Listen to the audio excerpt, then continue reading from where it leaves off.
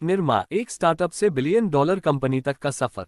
निरमा की कहानी भारत की सबसे प्रेरणादायक व्यावसायिक सफलताओं में से एक है। 1969 में करसनभाई पटेल द्वारा स्थापित निरमा ने डिटर्जेंट उद्योग में क्रांति ला दी। किफायती और गुणवत्ता युक्त उत्पाद पेश करके इस घरेलू कंपनी ने बहुराष्ट्रीय कंपनियों को कड़ी टक्कर दी।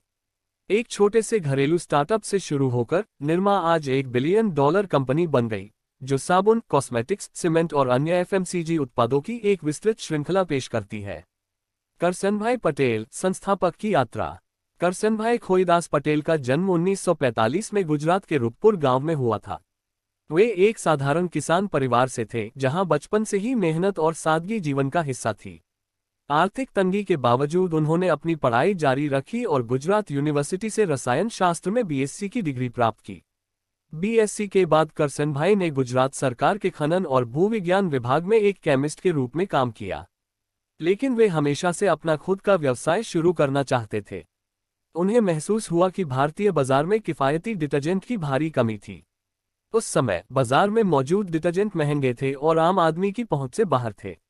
इसी जरूरत को देखते हुए उन्होंने अपना खुद का डिटर्जेंट बनाने का निर्णय लिया। 1969 में करसनभाई ने अपनी नौकरी के साथ साथ अपने घर के पिछवाड़े में डिटर्जेंट पाउडर बनाना शुरू किया। उन्होंने अपने केमिस्ट्री के ज्ञान का उपयोग करके एक ऐसा फॉर्मूला तैयार किया जो प्रभावी, गुणवत्ता युक्त और सस्ता था। अपने दिवंगत बेटी निरुपमा के नाम पर उन्होंने इस उत्पाद का नाम निरमा रखा। तत्कालीन बाजार में मौजूद डिटर्जेंट जैसे हिंदुस्तान लीवर का सर्फ 13 रुपये प्रति किलो में बिकता था, जबकि करसनभाई ने निरमा को मात्र 3 रुपये प्रति किलो में पेश किया। इस सस्ती कीमत ने गरीब और मध्यम वर्गीय परिवारों को आकर्षित किया। करसनभाई ने खुद ही दरवाजे दरवाजे जाकर निरमा बेचना शुरू किया। उनके उत्पाद की गुणवत्ता और कम कीमत ने ग्राहकों का ध्यान खींचा। ग्राहकों की संतुष्टि ने मौखिक प्रचार के माध्यम से निरमा को लोकप्रिय बना दिया। 1980 के दशक में निरमा ने एक अविस्मरणीय विज्ञापन अभियान शुरू किया। इस अभियान में एक आकर्षक जिंगल शामिल था, washing powder Nirma, Nirma washing powder. विज्ञापन में एक मध्यवर्गीय भारतीय परिवार को दिखाया गया था, जो निरमा का उपयोग करके कपड़े धोते हुए खुश दिखता है। इस विज्ञापन ने लोगों के दिलों में जगह बना ली और निरमा का सिग्नेचर कैरेक्टर, सफेद कपड़े पहनी लड़की, एक आइकॉनिक ब्रांड इमेज बन गई। जब बहुराष्ट्रीय कंपनियां शहरी बाजार पर ध्यान केंद्रित कर रही थीं, निरमा ने रणनीतिक रूप से ग्रामीण और अर्ध शहरी बाजार को लक्षित किया। कंपनी ने एक मजबूत मार्केटिंग नेटवर्क तैयार किया, जिससे दूरदराज के गांवों में भी निरमा आसानी से उपलब्ध हो गई। इस ग्रामीण रणनीति से निरमा का बाजार तेजी से बढ़ा। डिटर्जेंट मार्केट में सफलता के बाद निरमा ने अपना उत्पाद पोर्टफोलियो बढ़ाते हुए साबुन और कॉस्मेटिक्स की ओर कदम बढ़ाया। निरमा बाथ सोप, कम कीमत वाला स्नान साबुन। निरमा ब्यूटी सोप, लक्स और लिरिल जैसे प्रीमियम साबुनों को चुनौती देने वाला उत्पाद। टूथपेस्ट और नमक। निरमा ने अपने वितरण नेटवर्क का उपयोग करके सस्ते नमक और टूथपेस्ट भी बाजार में उतारे।